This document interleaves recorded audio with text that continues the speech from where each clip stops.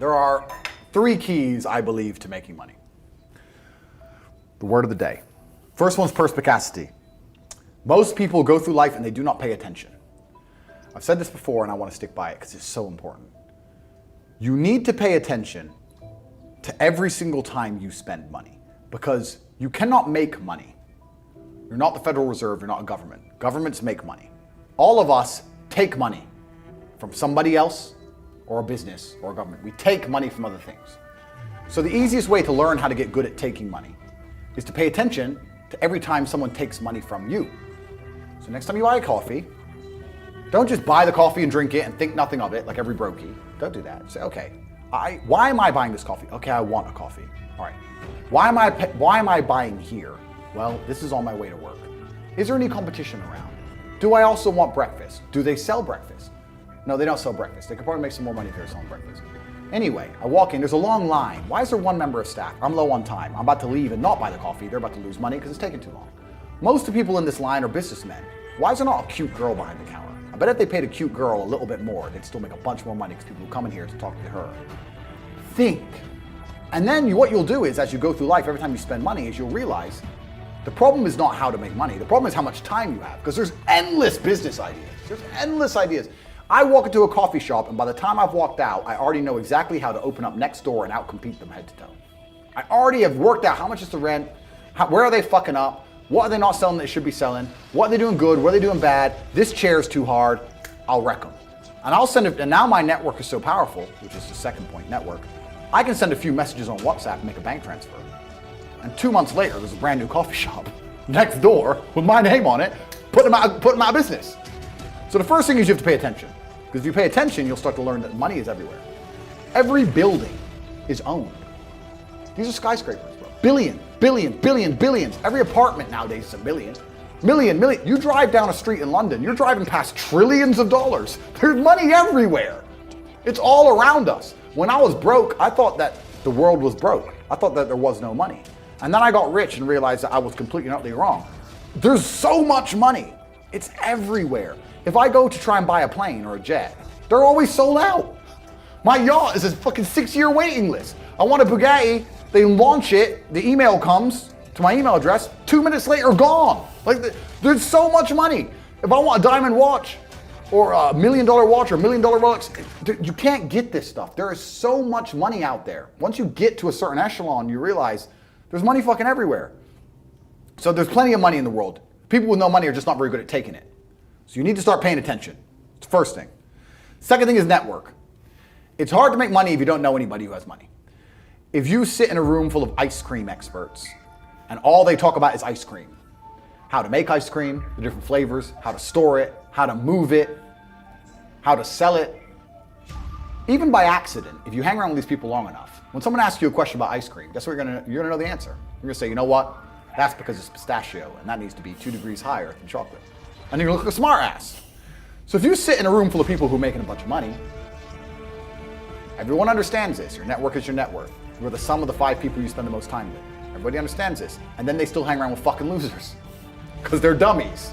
You're right, I am the sum of the 5 people I spend the most time with. Anyway, this is my friend Nick. He's so funny when we go drinking because he gets really drunk. Losers. I don't talk to anybody who is not winning. Everybody whose phone, every phone call I will answer, if I answer a phone call, it is from a winner. I don't talk to losers. Everyone I talk to is rich. Everyone I talk to is making money. Everybody. If my entire reality is full of multimillionaires making money, how am I not going to make money? And this is why network is so important, is because it's the same reason that wolves hunt in packs. If you're a lone animal, you have one set of eyes. But if you're a pack, you're watching every single angle, every single side. Perhaps I might miss something. I'm as perspicacious as possible. But one of my friends identifies that the war in Ukraine is going to change and the Russian ruble is going to pump. You can make a bunch of money on a forex trade, for example. I may not have noticed, but he'll notice. Now I've made a bunch of $1 million for getting a text message, right? Because I have friends who are paying attention. All of us are paying attention. So your network is super important. That's another thing.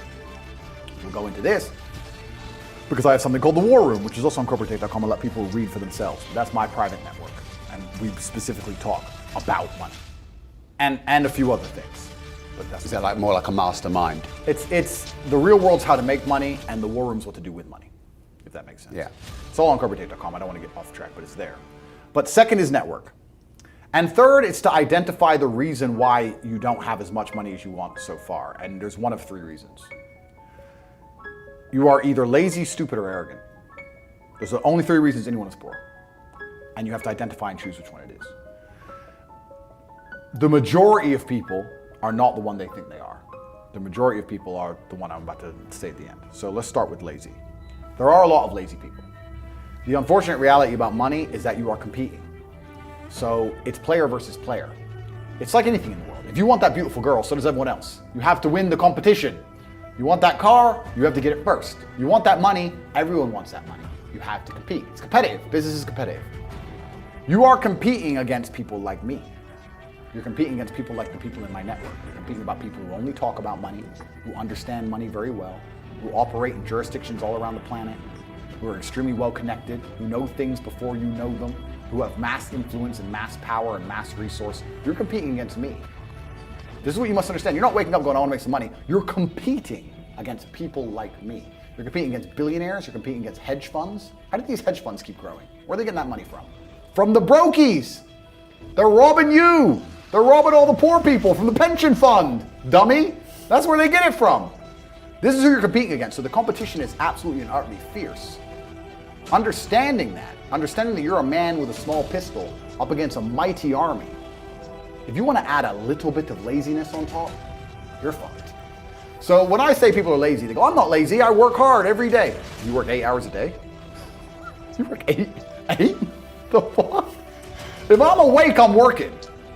I'll be driving my Bugatti Chiron through Dubai, working. I'm texting at the same fucking time. I don't take a second off.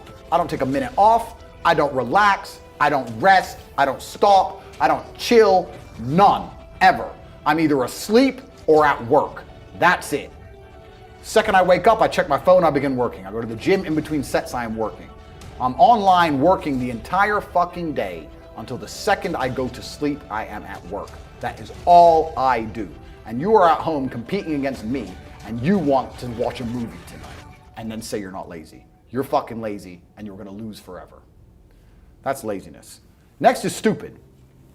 I don't think many people are actually too stupid to be rich. You can be below average IQ and still get very rich. A very small percentage of people are too dumb to be rich.